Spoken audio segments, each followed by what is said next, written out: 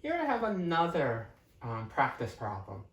And this one, you might be looking at on the board and saying, hold up, there is 3 terms, but there's a 3 in front. And we said the shortcut method only works if there's no leading coefficient.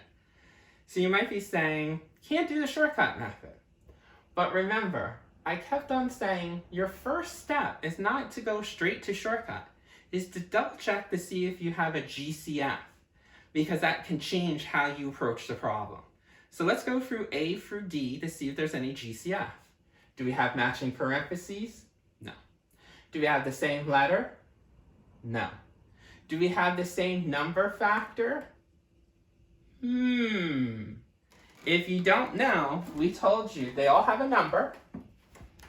If you're not sure, you can do a tree diagram.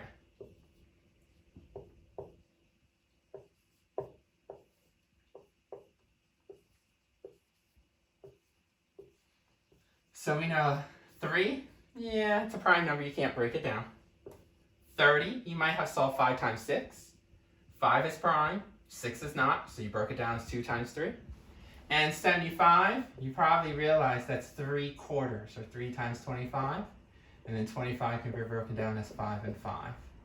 So in actuality, they all have a 3 in common. And part D was, does it start with a negative? No. So out of A through D, we only found that it met the condition C. They all have the same number factor of 3. So we're going to take out a GCF. Now we talked about this last section, that we're going to divide each term by the GCF to get our leftovers. So if our GCF is 3, if you divide each of these terms by 3, you're going to get our leftovers. 3 divided by 3, that would be 1b squared, or just b squared. You don't need the 1. 30 divided by 3, positive divided by positive, is going to be a positive 10b. And then 75 divided by 3, you're going to get a 25. Now some people say, well, I'm done. I was able to factor out by doing a GCF. Remember, once you've done a GCF, you still have to count the number of leftover terms. So ignore the GCF. Look at just the leftovers. The b squared plus 10b plus 25. How many terms? 1, 2, 3. Does it have a leading coefficient? No. So we have to check to see if we could factor it even more by using a different method called the shortcut method. Remember, factor completely means you have to check every single method, not just one. So we did GCF, but now I have to check shortcut. Shortcut, if you remember, is those 6 steps. Step 1, set up. Break down b squared as b and b. Step 2, signs. Let's see if they have to be the same sign or different. Look at the last sign of the trinomial. Pluses always mean same. So that means these two are going to be either plus plus or minus minus. When it's the same, I'm always going to sneak over to the middle. The middle of the trinomial is positive. That means I have to have same positives.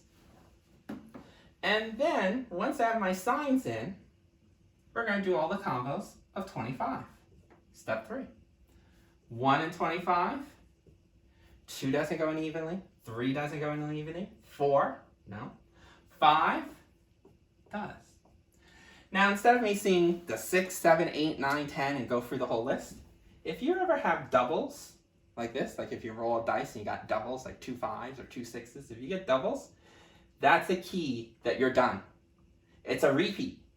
Once you repeat a number like doubles, you're done. So I don't have to check 6, 7, 8, or 9. So I only have 2 combos. Next, step 4, do I need to add or subtract the combos? You're going to learn that every time that you say same signs, you're always going to add your combos. And anytime that it's different signs, you're going to subtract your combos. They always go hand in hand. So when I add, I get 26 and I get a 10.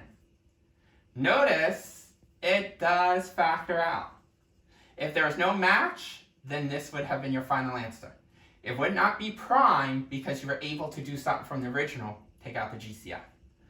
But since we found a combo that does work, you're going to have to break this down with 5 and 5. Since it's the same number and the same signs, it doesn't matter where you put the 5s. Now, is this your final answer? No. Because if you multiply this and this, you only get this. I need this times the GCF to get the original problem. So always make sure to bring down your GCF in your final answer. So this guy was a little bit more complicated because not only were we able to factor it shortcut, but you had to do GCF as your first step. If you did not do GCF, you would say, can't factor out, doesn't meet the definition of shortcut. This is the reason why every single problem, you're going to check GCF first.